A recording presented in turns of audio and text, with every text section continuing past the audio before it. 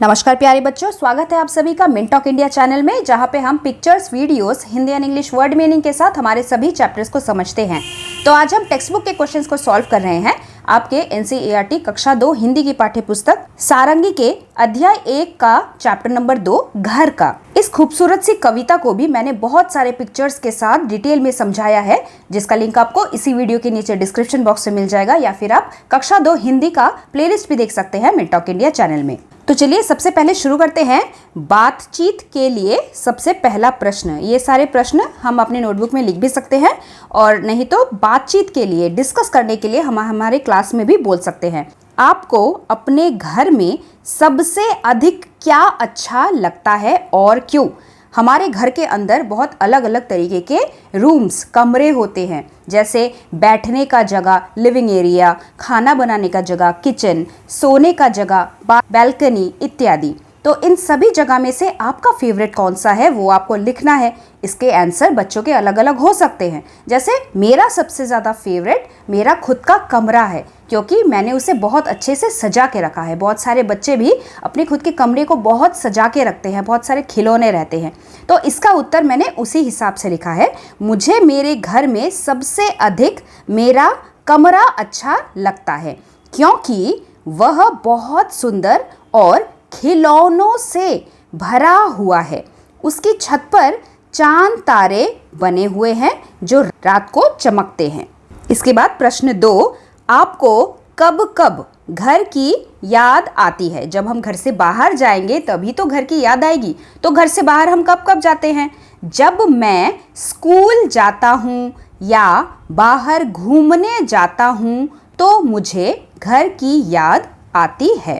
प्रश्न 3 है, घर को माँ की गोदी सा क्यों कहा गया है?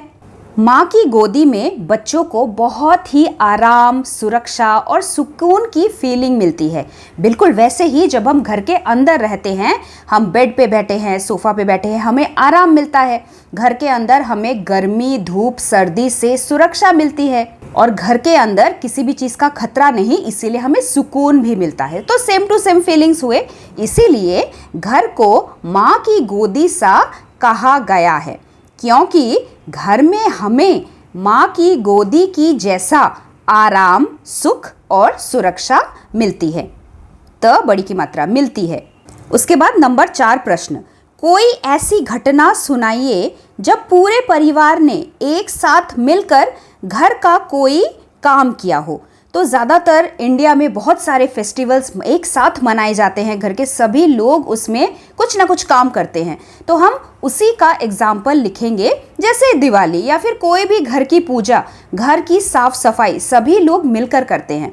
तो जैसे दिवाली के समय मेरा पूरा परिवार मिलकर घर की सफाई करता है और सभी साथ मिलकर मिठाइयाँ भी बनाते हैं। उसके बाद अगला है खोजे जाने। नंबर 1, घर कविता अपने परिवार के किसी सदस्य को सुनाइए। घर या परिवार पर उनसे कोई अन्य कविता या कहानी सुनाने के लिए कहिए। तो ऐसी बहुत सारी कविताएं हैं अलग अलग लैंग्वेजेस में जो स्वीट होम के ऊपर बेस्ड हैं। तो अगर आपके दादा दादी या फिर मम्मी पापा में से किसी को भी घर के बारे में कोई और पोएम पता हो तो ज़रूर मुझे भी कमेंट में लिखकर बताइए।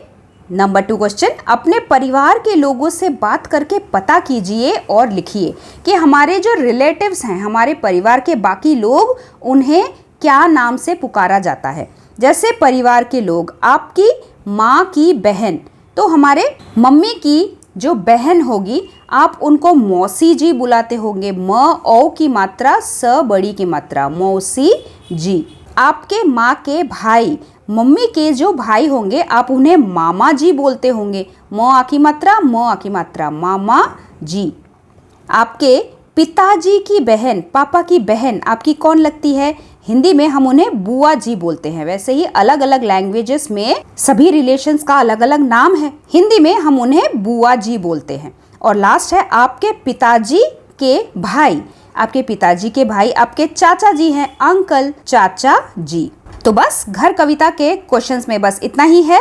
आशा करती हूँ कि आपको पूरी कविता अच्छी से समझ में आई होगी। घर के प्रति प्यार की भावना आपके मन में भी आई होगी और इसी प्यारे घर को खूबसूरत और साफ सुथरा रखने के लिए हम क्या क्या कर सकते हैं, मम्मी की कैसी हेल्प कर सकते हैं, इसके बारे में भी आप जरूर सोचिए। मिलेंगे बहुत ही जल्दी हम अध्याय 3 माला की चांदी के पायल के साथ, इसी तरीके से पिक्चर्स और वीडियोस के साथ। तब तक के लिए धन्यवाद। आपका दिन शुभ रहे।